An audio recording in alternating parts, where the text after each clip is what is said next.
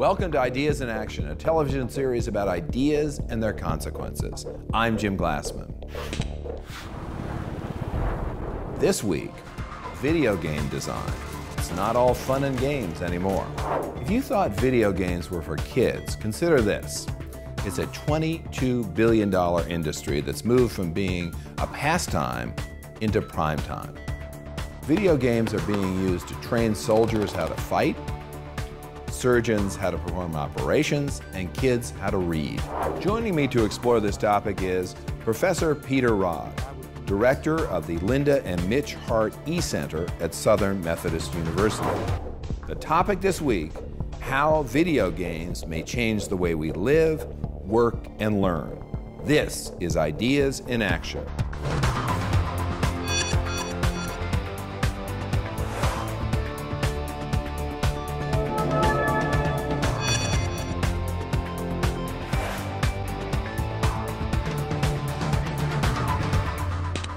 Funding for Ideas in Action is provided by Investors Business Daily. Every stock market cycle is led by America's never-ending stream of innovative new companies and inventions.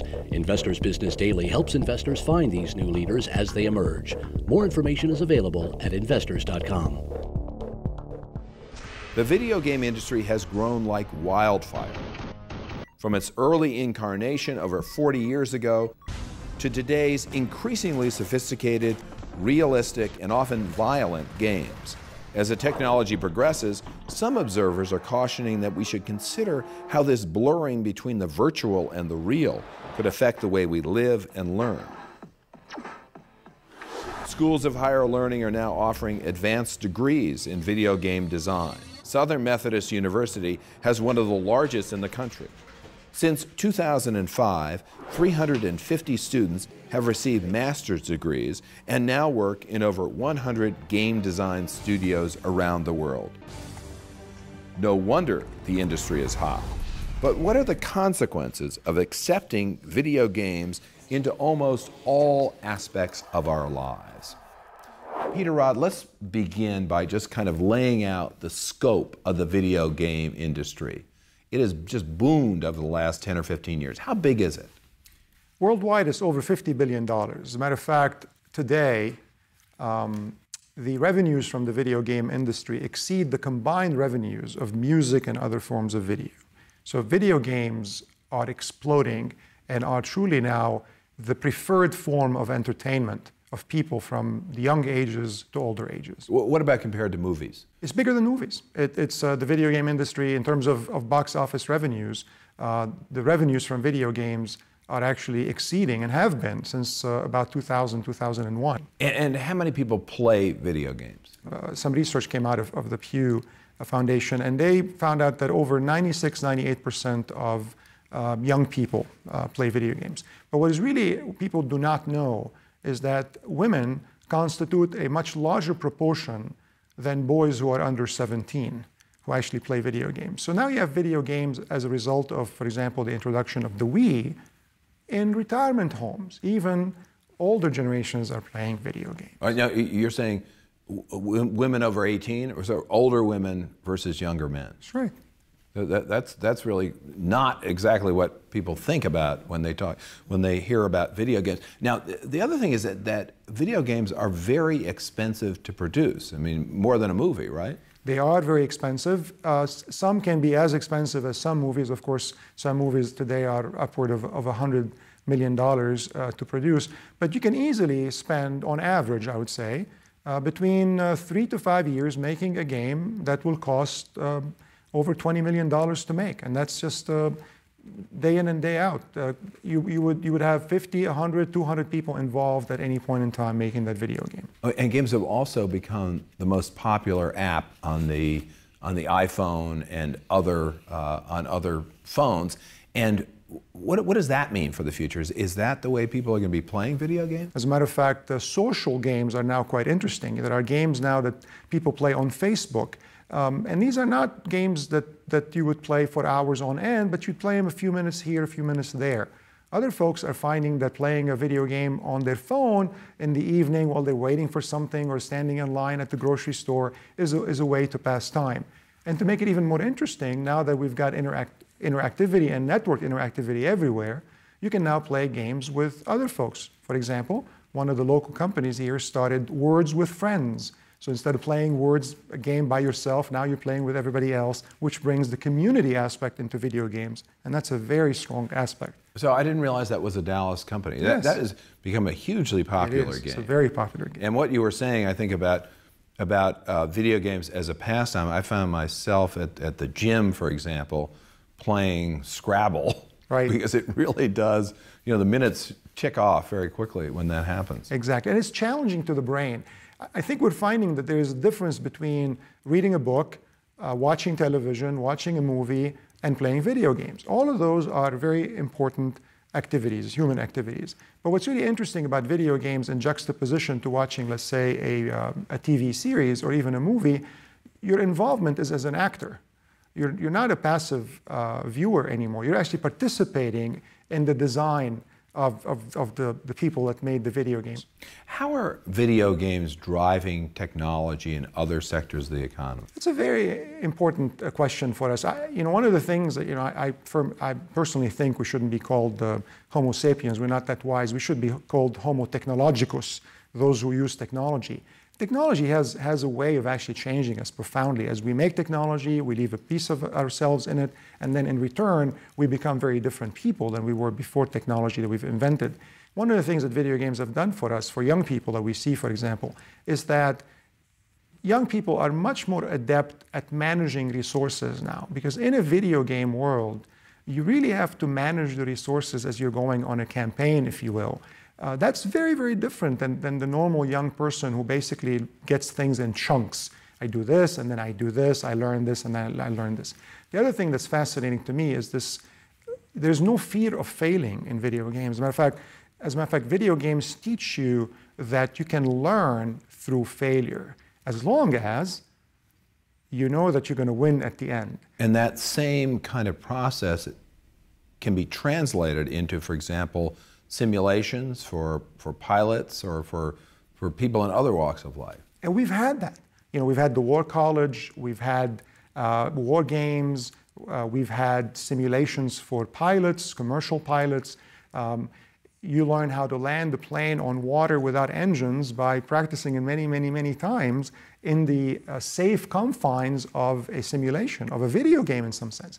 A video game, if you really want to take it down to its basic level, is an environment that makes it easy for you to make decisions that have consequences, but you do so in a safe and controllable environment, so that if you do fail, it's not the end of the world. You can go back and do better the next time. Even at SMU, at the Guildhall, we've worked with the Simmons School of Education at SMU to teach teachers how to recognize young children between kindergarten and third grade that cannot read, and what sort of behavior goes along with that, and how they can work actually with children to remediate or to get them basically to start reading before the age of 3, which is a critical age for children to be reading by that age. So you can use video games for the better. And at the Bush Institute, we have a program to help improve the quality of school principals, and one of the things we're thinking about is using simulations to train principals.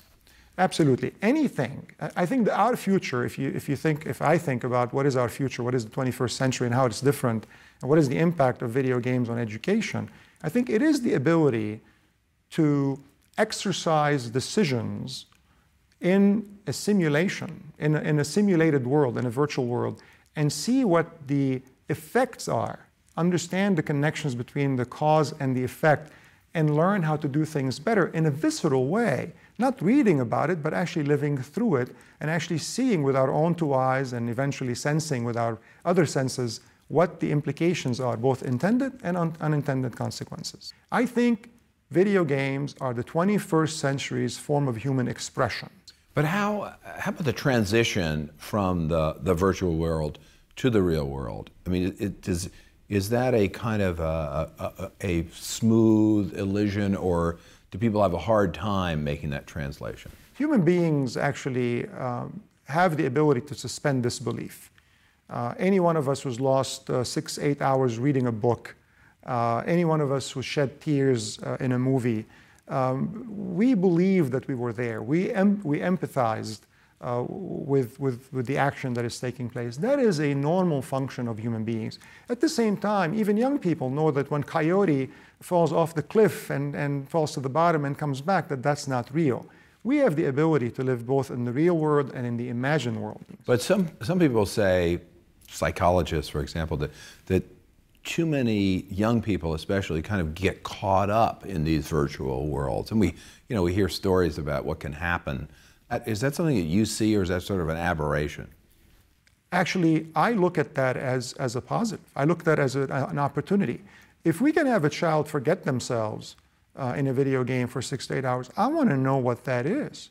I want to be able to capture that in a bottle. Because if they could be spending 6 to 8 hours understanding Newtonian mechanics, then I really want that. I want to grab that. And that's a sort of reason that got us at SMU really to start the Guildhall at SMU, is I saw the potential way beyond entertainment. Entertainment is huge, but the real potential is really in using role-playing games and simulations where you get to make decisions to alter the progress of the simulation in learning and in training. Those are the real opportunities. Now, the psychologists obviously are correct to saying that this got a tremendous pull on young people. In my generation, reading comic books had a tremendous pull on us as well, and going to the movies.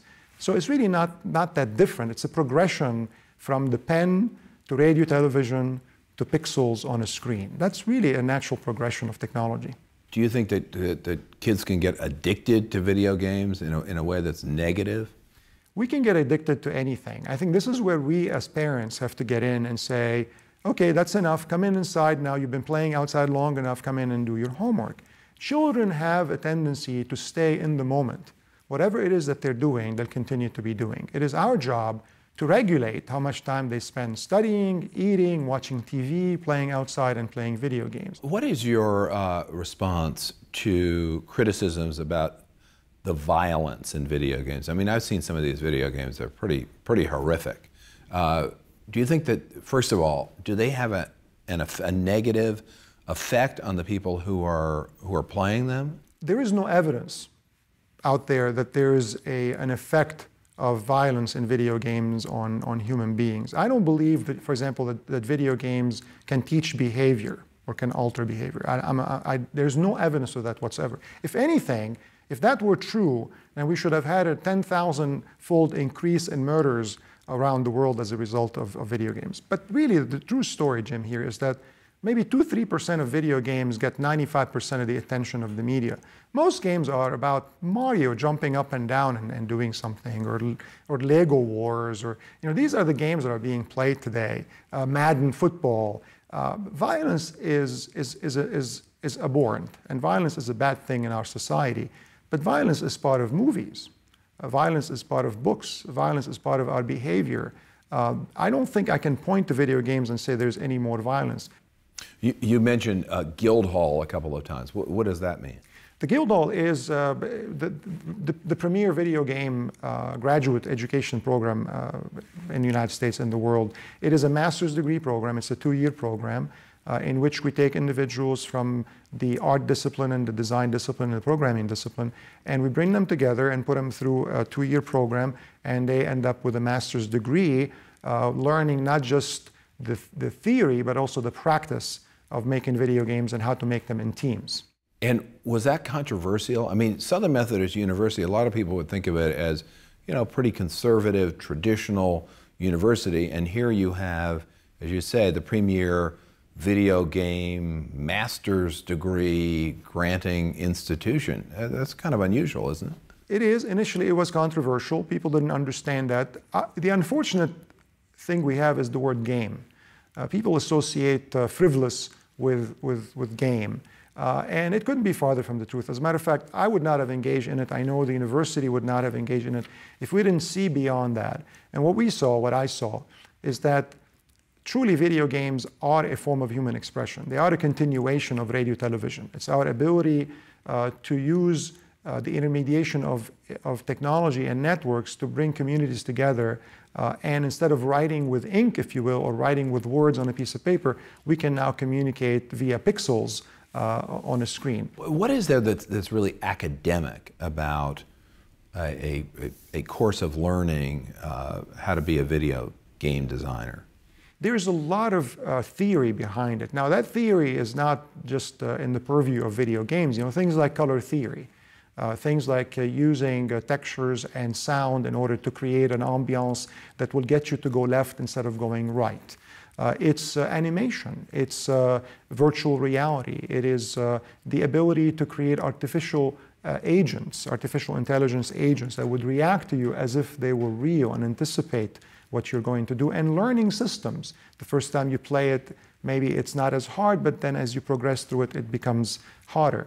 All of these are fields of research. Even game theory, which is not really video games, but you know, the whole notion of should I cooperate? You know, the prisoner's dilemma, that's a big part of video games. Should I cooperate or should I not cooperate, thinking that maybe later you're going to turn against me? There's quite a bit of theory that goes behind making a really great experience in a video game. But it's more than that. I think what's unique about video games and why I was excited about bringing it into the university is that it is, for the first time in my life, I've come across a discipline that cannot be serialized. It cannot be chunked in pieces where someone does something and then hands it over to somebody else. It's a highly creative enterprise that requires a team from disparate disciplines, as far away as art on one side, programming on the other side, to actually work together for multiple years on end and communicate with each other to make a video game. And that's how you teach it. You've got groups that are working on a project. Correct. We took actually the constructionist theory of learning, Seymour Papert's. I love that idea that, you know, it's very different than how you learn in a traditional academic environment. So if you have this artifact that is personally meaningful to you, it's obviously going to be motivating to you. So you've got a bunch of people now who are very interested in making a video game. They're going to learn all that it takes in order to make that video game, and they're going to get to understand the attitudes that are necessary for them to leverage each other's strengths in order to get that job done. You know, this approach, and you talk about Seymour Papert's theorizing, with this approach, it seems to me that can have much broader applications, both in higher education and even at lower grade levels. Is there an interest in that kind of an approach, a collaborative approach to learning? If you ask me, what is the difference between the 21st century and the previous centuries that have brought us academia, that have brought us our model of education that we have today, in which we teach an individual to become an expert in a certain discipline, I would say that the world is highly complex and that all the single-dimensional issues have been asked and answered. What we really need to learn is how can we work across the disciplines. And video games give us a wonderful opportunity to understand how to create academic programs such as we've done at SMU and the Guildhall through the constructionist theory and the use of applied learning, if you will, in which not only do I become an expert in the discipline because I'm working in a video game that I'm interested in seeing its completion, but also I'm learning how to interact with other experts, either masters, and work with them almost in a conservatory model, if you will, in order to be able to accomplish the task. That model, for us, in my opinion, needs to be the model for education in the 21st century, and it is in direct conflict with the models of education that we have today. And you're an engineer, and so what kind of engineer? Mechanical engineering, fluid dynamicist. So do you think that fluid dynamics can be taught in this way? Absolutely. I've always used simulation and visualization actually to understand complex phenomena. When you're dealing with, you know, I did some tsunami mitigation and interaction of structures and water waves, large waves. How do you comprehend that? I mean, you just look at reams and reams and reams of data and hope to glean some essence, some information, some important knowledge from that. You cannot. So I've always resorted to the use of movies and the use of interactive movies to try to comprehend what is happening in that. And I believe the same thing can be used, but beyond that.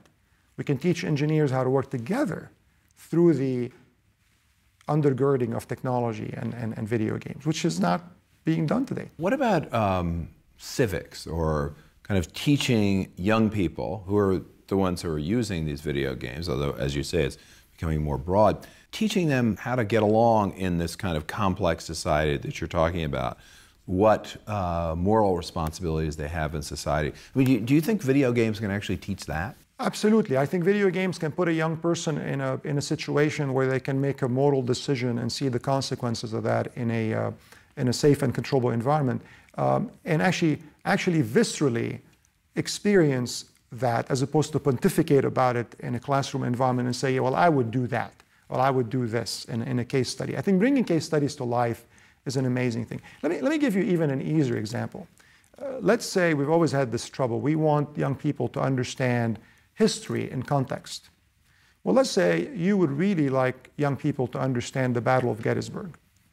Well, we could either read about it, or we can go and hang out in a virtual environment as either hovering around it or actually participating in it, or maybe even conducting interviews with some of the folks that used to be there. That is something that can be done. And imagine what kind of impact that would have on a young person of actually being able to go and interview Lee or Lincoln and say, what were you thinking there? Why did you do this? Why did you go left instead of right? And actually do it in that context and be viscerally engage in it and have suspension of disbelief be on your side. Video games can have a profound impact on experiential learning.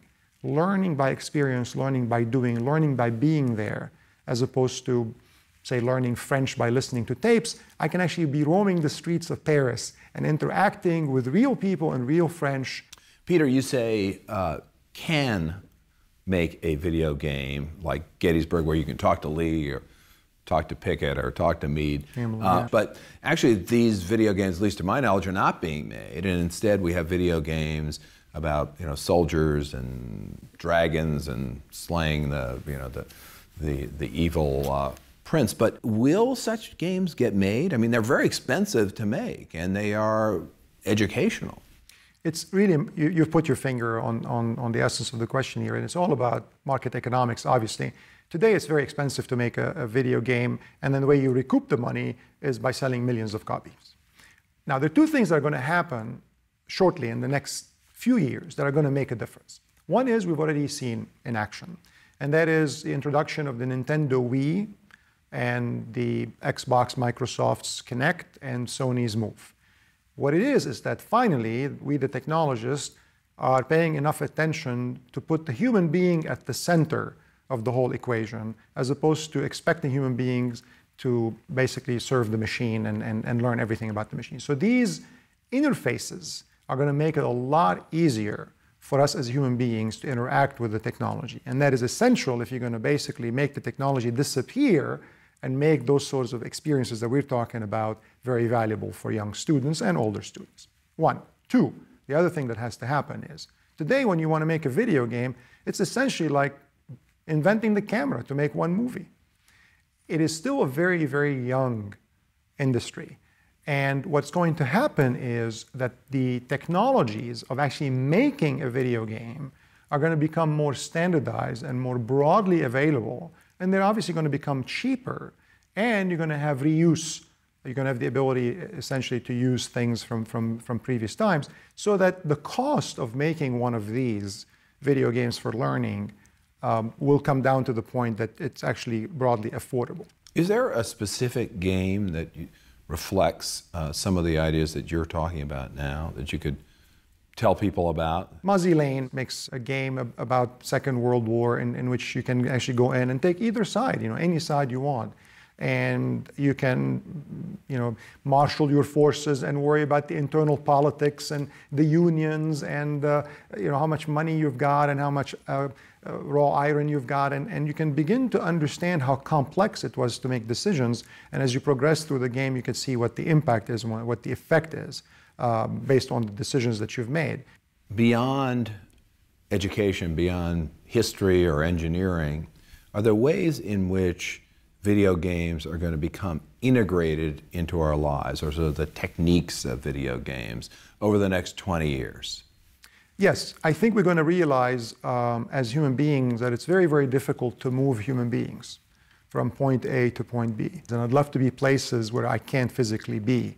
I think what's interesting to us is that we can put the brain, we can put the mind, we can put the essence of a human being in an avatar, if you will, a physical avatar that can inhabit a different world But we can be there and we can experience these things and we can manipulate that container, if you will. And those are going to be experiences that are going to broaden our reach as human beings, and we're going to be able to go to places that we would never have fathomed being able to go, and frankly, we may be biologically not capable of going. So yes, I think video games and those technologies that undergird it, the technologies of interactivity and networking, I think are going to make some very interesting living and learning and playing for us in the 21st century. So it's only the beginning. It's only the beginning.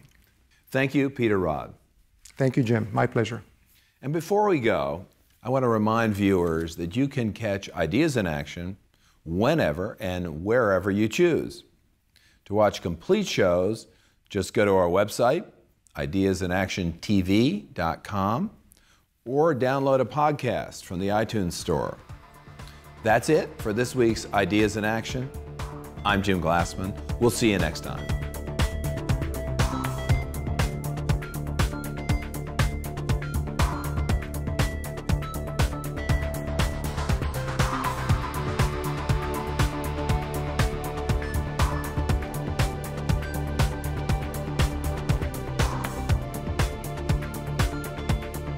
For more information, visit us at ideasinactiontv.com.